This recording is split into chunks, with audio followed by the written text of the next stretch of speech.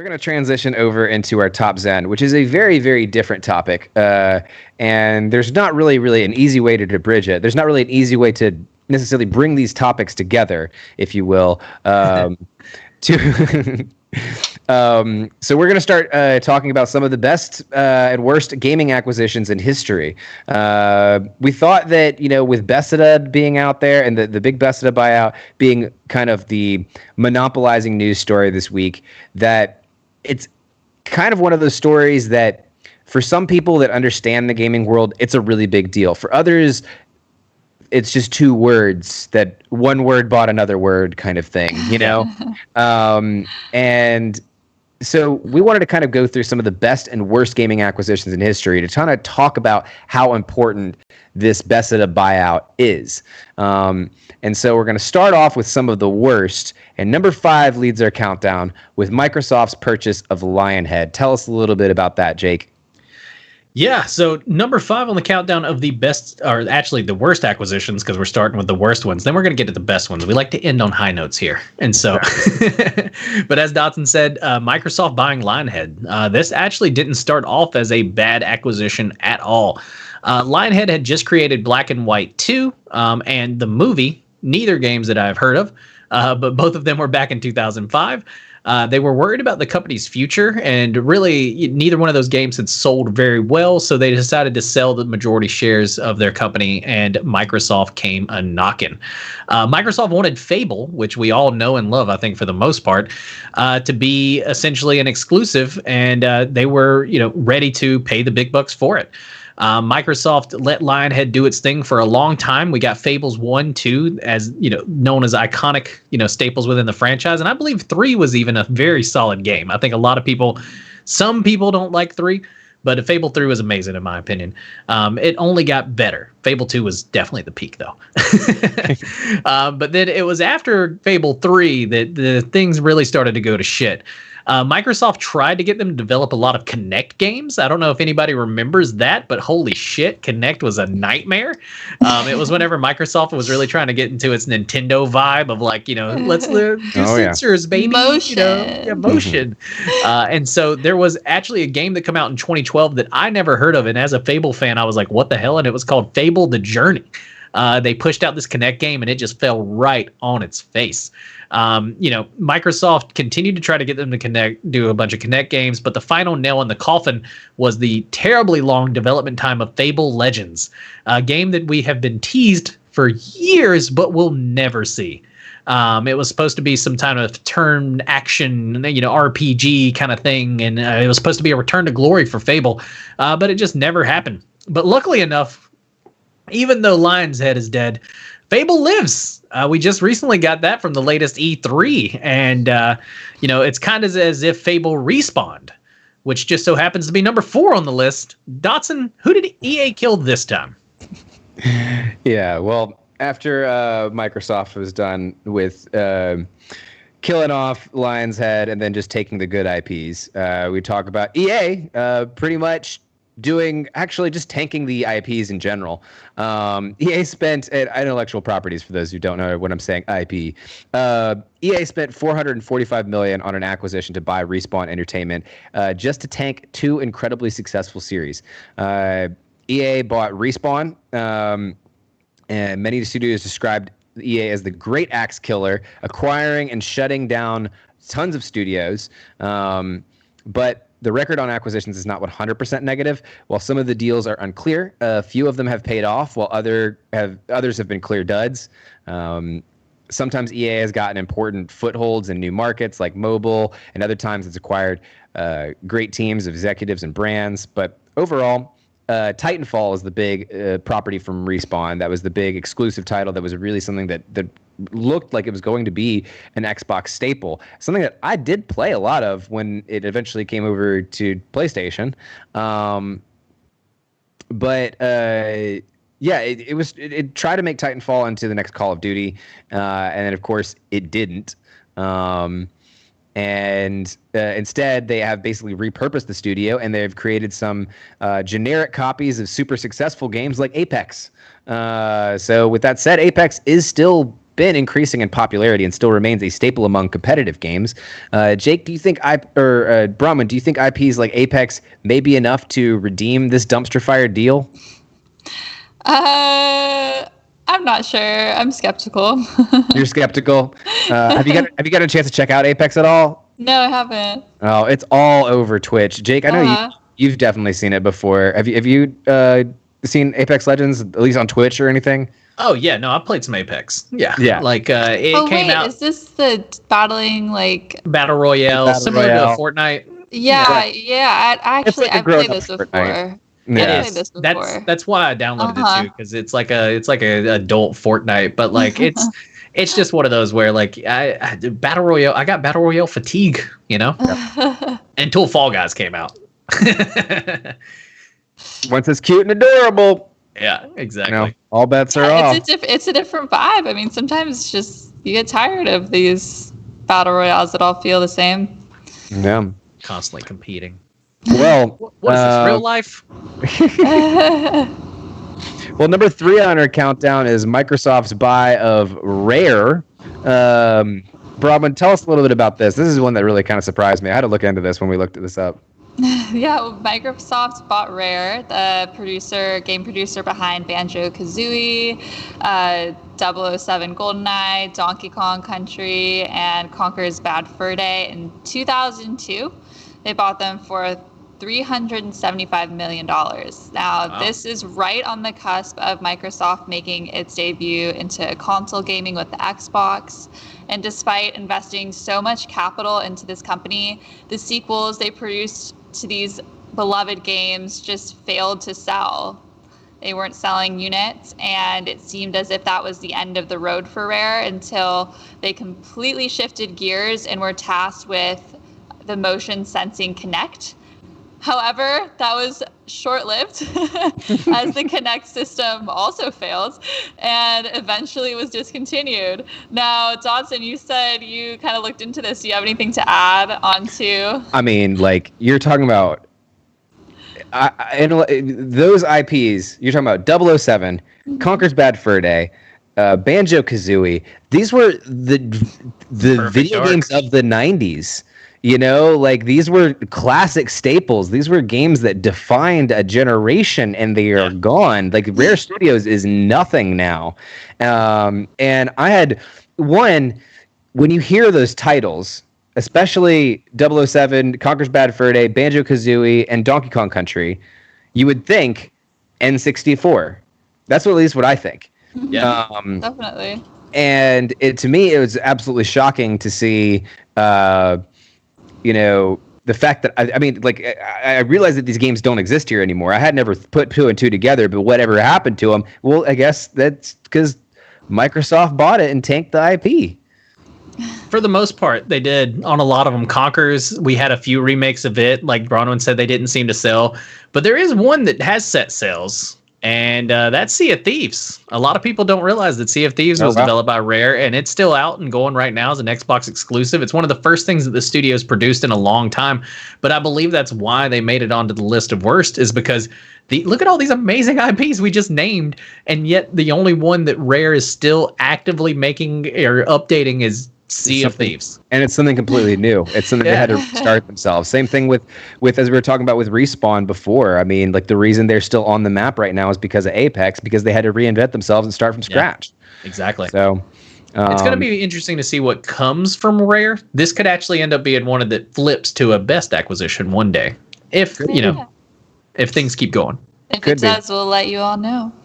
Number 2 on the countdown, though, was one that a lot of people told us to kind of hold out hope for when it first happened. I remember this. Do you remember this? And then now we've held out hope. We've seen the results. We can successfully say that Disney buying LucasArts and Disney buying Star Wars was a terrible decision. Jake, can you tell us more about this? Help us, Obi-Wan. You're our only hope. Exactly. But Disney buying LucasArts makes number 2 on our list. George Lucas knew gaming was going to be the future of storytelling. I still believe it is to this day. Video games like Red Dead outsold any movie in history, essentially. It's putting up like Cameron-esque numbers, right? And so it's ridiculous to think that gaming wouldn't be one of the futures of storytelling. And George Lucas knew it way back in the day. LucasArts was founded in 1986 and pumped out some amazing games for its time. But the ones that I think we all know and love was actually a collaboration with BioWare, where they made Knights of the Old Republic, one of my personal favorite games of all time. They're also well known for the Star Wars Battlefront games, which EA sadly destroyed, but we'll get to that at another time. The studio had a resurgence with the Star Wars Force Unleashed franchise. Unleashed 1 and 2 actually did do pretty well as far as sales are concerned, and were actually pretty decent games as far as Jake is concerned. And the resurgence just unfortunately wasn't enough, because when the mouse bought it out, they had some other plans.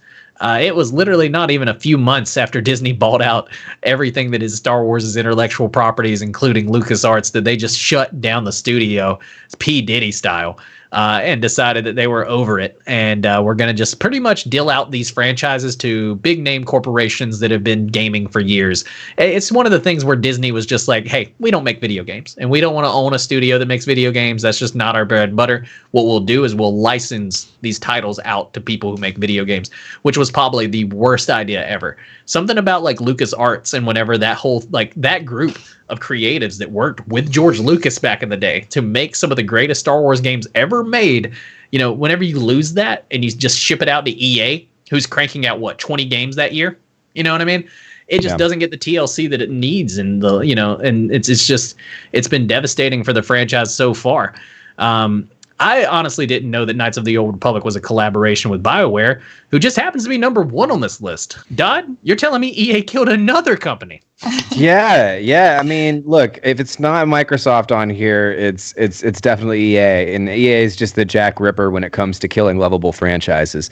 The BioWare pandemic buyout makes Respawn look like the Respawn buyout look like a chump change. To be honest, I mean, the EA bought BioWare for a whopping $705 million, and started off strong, remaining true to the company's flagship titles. Mass Effect 2 came out about 5 years after their acquisition, and still really highly adored by fans. But they just did nothing but tank after that, and including Mass Effect. They were also responsible for Mass Effect Andromeda, which is kind of like Mass Effect Andromeda is the season 6 of Game of Thrones to the Mass Effect series. Really? It kind of sullies the entire franchise because of how poorly that game was received. And Anthem, which was their Apex Legends, if you will, to try to kind of revamp that whole kind of series, also went to complete shit, and has continued to roll downhill ever since. These once great creators of Dragon Age Inquisition and Knights of the Old Republic have lost their near perfect reputation once EA decided to capitalize on this opportunity. Why does EA have such a problem with maintaining these great properties, Jake? Dude, I wish I knew. Honestly, BioWare was known as one of the best gaming, kind of like companies out there as far as like developers are concerned, right? Like if it had that BioWare logo on it, you could trust it. And I think that's why EA poached them, like that. Well, I don't think, I know. EA, they wanted those titles. They wanted Mass Effect, and it's sad what happened, like what's the old the Godfather thing? Look what they did to my boy, like it's like they destroyed him. And Andromeda wasn't, I want to say it wasn't the worst game I've ever played. It honestly, like some parts were actually pretty good. When it wasn't buggy, it wasn't a bad game. Like I know I'm going to get a little bit of pushback in chat and maybe on Twitter for that one, but it wasn't a terrible game. It just wasn't the best in the franchise by far, right? And the Frostbite engine that they used, I think, was EA's big thing. Like EA BioWare using the Frostbite engine calls for some of the most hilarious game glitches I think I've ever seen. But Dragon Age Inquisition and Dragon Age in general is one of those franchises that like it'll always go down in my heart as one of my favorite, kind of like gaming franchises that I've ever played. And it's so sad that EA's kind of let some of those properties die in a way. And I don't get why they can't keep them living. I think the biggest thing is that whenever they get their greedy little corporate hands on it, they cut out a lot of the creatives and they cut out a lot of the management and a lot of the people who made those teams successful and replace them with people who will make them more successful monetarily, or at least how they feel like it will, right? And you lose some of the TLC, the love that goes into making video games. Right. Yeah, absolutely. Well, that is our top 5 worst in the gaming acquisitions, but we didn't want to leave on such a sour note. We wanted to talk about some of the best ones too, because we don't know what's going to happen with this Xbox Bethesda buyout. We don't know if it's going to be one of the best. We don't know if it's going to be one of the worst. So we wanted to take both and compare. So number 5 in our countdown was a strategic acquisition by Facebook to buy Oculus VR. Bronwyn, tell us a little bit about Facebook's acquisition of Oculus VR and why it's number 5 in our best acquisitions. Yeah, well, Oculus is now an extension of Facebook, bringing us their virtual reality headsets, formerly known as Oculus VR. The division produces virtual reality headsets, including the Oculus Rift and the Oculus Quest. I actually have an Oculus Rift that I need to use way more than I do. Yeah, you do. In March of 2014, Facebook acquired Oculus for $2.3 billion in cash and stocks. In 2015, Oculus VR acquired Surreal Vision, a British startup focused on 3D reconstructions and mixed reality, stating that it could be possible for Oculus to develop products with the concept of telepresence. This marks number 5 on our list because even though Oculus was hemorrhaging money, Facebook took a chance on the VR and it seems to have paid off. Without Facebook taking that chance, VR gaming was on its deathbed and now it seems to be having a resurgence. Dotson, what do you foresee in the future of VR gaming? I really want to see more of VR gaming, honestly. I've had the chance to play some VR when I've had, remote opportunities, had friends that have sets or anything like that. And it is an entirely new experience of gaming and definitely the future of storytelling for sure. Definitely taking video gaming to the next level. Now, Facebook, as a company themselves, do I want them being the pioneers of virtual reality? Not really, because I do think they're a trash company. I do think that at the end of the day, that the capitalist is strong in them. Okay, they're much more concerned about having activity on whatever media platforms they are than making sure they're keeping their platform something that's safe for everybody, welcoming morally, for everybody, right? Morally, yeah. Like they have no backbone against white supremacy is what I'm trying to dance around, like kind of shit. And so, if I had to pick, yes, I wouldn't pick Facebook to be the kind of company to pioneer that, but it was a very strategic acquisition for them, and because of it, we've seen, like those 3D photos on your friend's Facebook feed where you can put your phone in front of your eye and you can look around and look where all they are. I mean, all of those developments have been because of that partnership, and it seems to be they seem to be figuring out really a lot of good ways to be sympathetic, I guess is the right word. Is that the right word? Synergy. Out here. Synergy. Yeah. Yeah, that was popping off in chat. No, like it is. Synergy is actually the word that they would use. Mark Zuckerberg, when he sought out to build Facebook, he said one day, he kind of he figured everyone's going to live online. Like he had this kind of like Ready Player One idea for the future, right? Which makes sense because it's, Facebook and Mark Zuckerberg. And so boring dystopias seem to be their kind of thing, right? Yeah. And so if you're living online, updating your status and all that, the next logical step is to be actually jacked in with, the headsets and everything. And so while I do agree on a lot of the points on Facebook, it's still one of those where if they didn't make this move, VR gaming could have died. Not because it was true. It was so essential for them to just kind of pick this up, prop it up too. They allowed Oculus to kind of keep their creative control, do what they kind of wanted, and produce an affordable headset. You can go buy the Quest for I think it's $150, maybe. It's not that high, and it's one of those where you can automatically plug in and wireless play VR games. Right now, I've gotten a chance to play one of the big boys because when I was an intern, or not an intern, but whenever we had our offices in the bottom of AOL, a now dead company. Like they had a VR headset there hooked to this big fucking computer, and you could go play a bunch of really cool games. And oh my god, dude, a really good VR headset is kind of mind blowing. Yeah. And if it not for Facebook to take this kind of risk, I don't know if we'd have the tech. So it's a fucking like, man, it's one of those where you're like, damn, why did Facebook have to buy it? But like, hopefully it still works out in the long run. But I get your point. At least the ball is rolling in that technology, that the development of that. And over the past years since this acquisition, we've seen that technology increase, and that's the big thing that we want to see. So that's something, right? Exactly, right. Not everything corporations do are bad, I guess. My parents actually love their VR headsets. They are the ones who got me into the VR gaming. And my mom likes to play the games that are like nice, high cardio, fun things. But my dad, on the other hand, he likes to just put on the headset and sit in the loading screen because it's so beautiful. He'll just sit there and just look around and be like, "Oh, remember this like little nice world?" That sounds adorable. It's just so nice in here. That's cute. They have it set up so it's like they're looking at the northern lights in this like geodescent dome. So that is nice. Well, number 4 in our countdown is one that surprised me. Bandai bought Namco. Yeah. And I didn't even know what Namco was until I looked it up. Tell us a little bit about Bandai's acquisition of Namco and why it's number 4 on the countdown. Number 4 on the countdown, Dodd, is it's an old school one. That's a reason why a lot of people aren't going to really know much about it. Namco is kind of the undisputed king of box arcade games. You've probably heard of them because they made Pac-Man. There you go. Pac-Man could have made our top 10 list of the most iconic characters last week, but unfortunately, he didn't make it. But honestly, he is one of those iconic characters. They carried Namco, and Namco's kind of still alive today, as you'll see.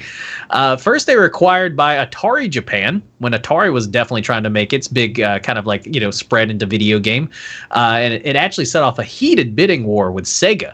And so eventually fell to Atari Japan, but then they would later have a rift while they were competing directly with Nintendo for much of the 80s. So you could probably get that was not just it was a very high stress work environment, right? Because Nintendo was just exploding.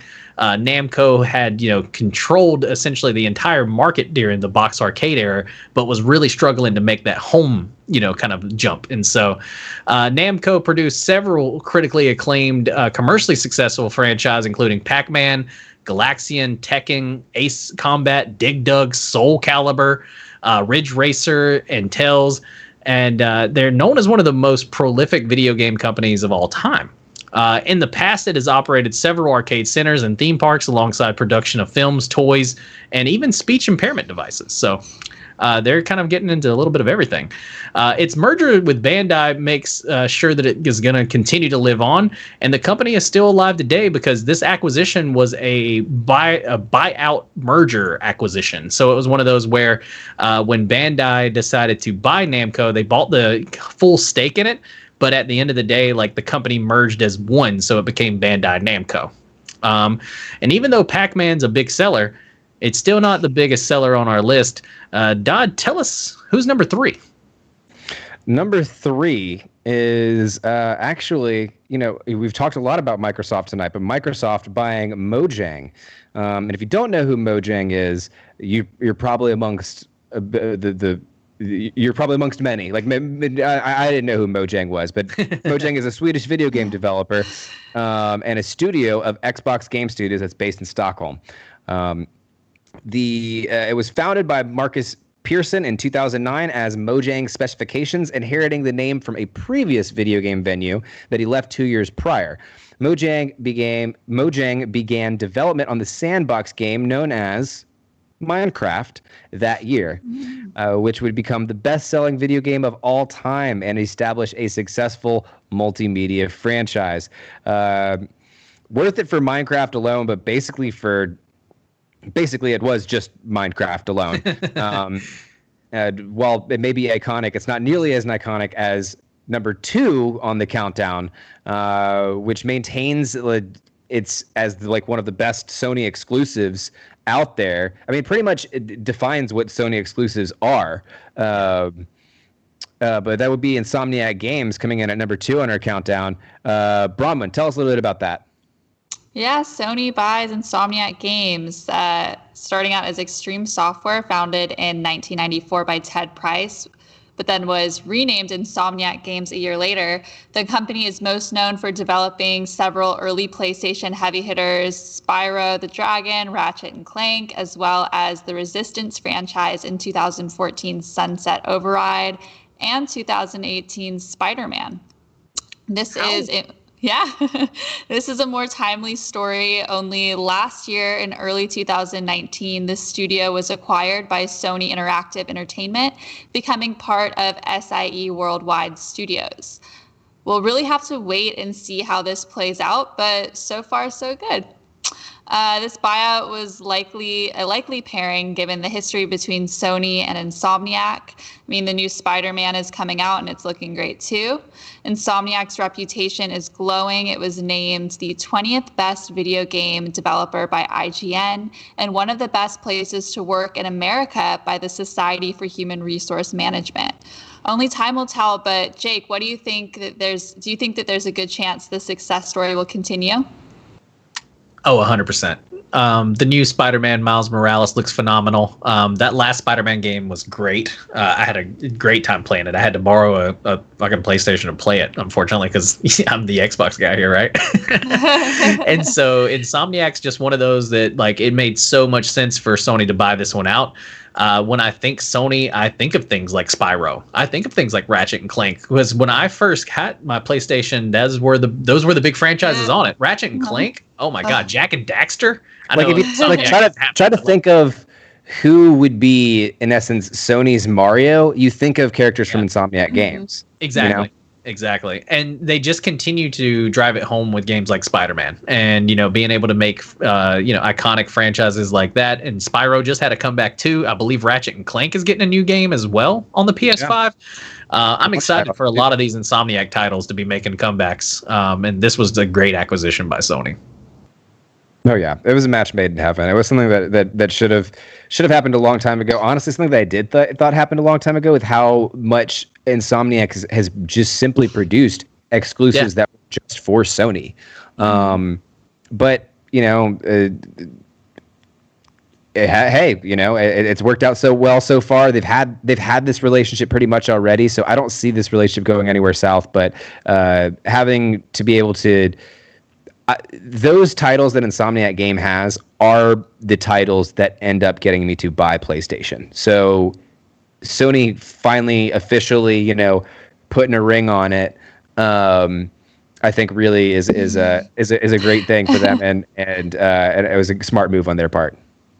Yeah, we'll definitely continue to see nothing but great exclusives come from them. So great job, Sony. Jake, what do you think number 1 on this countdown is? Yeah, number 1 on the countdown, I decided to jump the gun. I'm calling it. Microsoft buying out ZeniMax, a.k.a. Bethesda Studios. It's probably the greatest acquisition of all time. We went into this a little bit earlier. Obviously it was for a $7.5 billion cash buyout.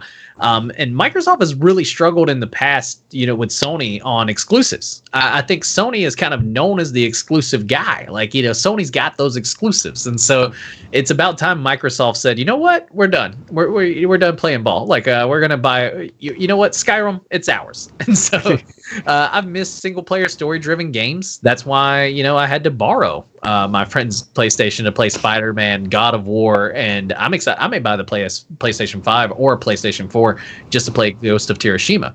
And so this is a great acquisition, in my opinion, because it kind of shows that Sony is buying out these studios that have had a history of making some awesome single-player story-driven games. If Bethesda could remake a Fallout New Vegas and it be an Xbox exclusive, not remake Fallout New Vegas, I just mean reenact that feeling, right? Like, give us that feeling again of an awesome game, and it be an Xbox exclusive. It's something that's going to have people flocking to Xbox. And so let's just hope this isn't a Lion's Head situation. That's what I was about to say. I mean, you have Microsoft twice on our worst list too. Yes. I mean, Rare was also another acquisition that they completely tanked that IP as well. With having all these great stuff out here, how do we know that this isn't going to be a Lion's Head situation? How do you have the confidence that this isn't going to be what could be even worse, a Rare situation? We could only hope that they learned from their past mistakes, right? Like the actual like definition of what stupidity is, doing the same thing again, expecting the different results, right? And so like we can just hope that the $1 trillion corporation that is Microsoft isn't insane and doesn't just continue to do the same shit over and over. Hopefully with a buyout this big and it being Bethesda and Bethesda's track record too, they should allow these guys to kind of like have room to roam. You know, they should let them be able to kind of do their thing, produce some great games, and get them out there as Xbox exclusives, you know, or PCs too. Like Microsoft's always, I think people kind of forget, Microsoft has you. Microsoft has you no matter where you're at. You're either using Windows on your PC build, or you're playing an Xbox, or you're just Sony and you're over there kind of like doing your own thing. I don't know what they do, but hey, look, no one's keeping score. But if we were keeping score, Sony has only one mention as number 2 on the countdown of best, and no mentions on the countdown of worst. So the scores don't look well for the Microsoft. No, it's true. Microsoft's definitely crashed a lot of franchise. I mean, dude, Skype was even a Microsoft acquisition. And look at Zoom. How the hell did Zoom take over in a pandemic when Skype was well known? You know what I mean? Like, Microsoft has dropped the ball many a times. But we can only hope that, like I said, they give Bethesda the kind of free reign to do what they've done in the past and create some great games. And hopefully they push them to create something besides another Skyrim. You know, like give us a new Elder Scrolls. It's about damn time, Bethesda. Right? Be great. That'd be great.